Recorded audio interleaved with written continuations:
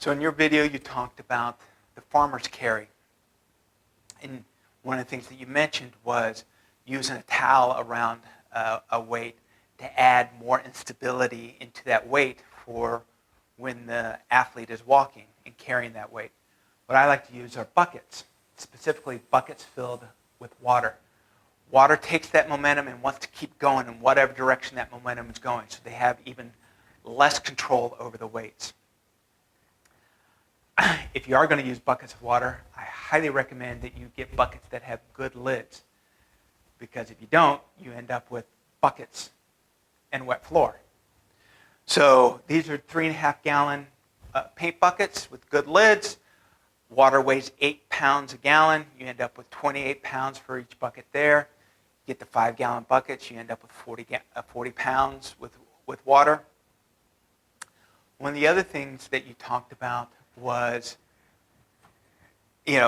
sometimes having your athletes go all the way down.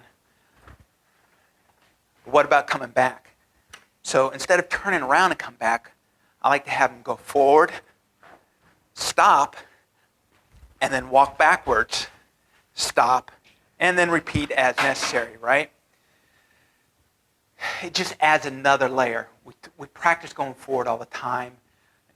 Very few times do I see people practice going backwards.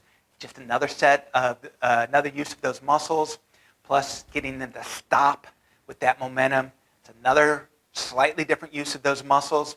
We're really working those shoulders carrying that weight, reminding them to put the shoulder blades down and back so that they're not lifting like that, reminding them to engage that core so that they're holding their body steady. The steadier they hold their body, the steadier the weights are, the less momentum that they have to counter. So I hope you liked my video, and I look forward to seeing any response you have for me.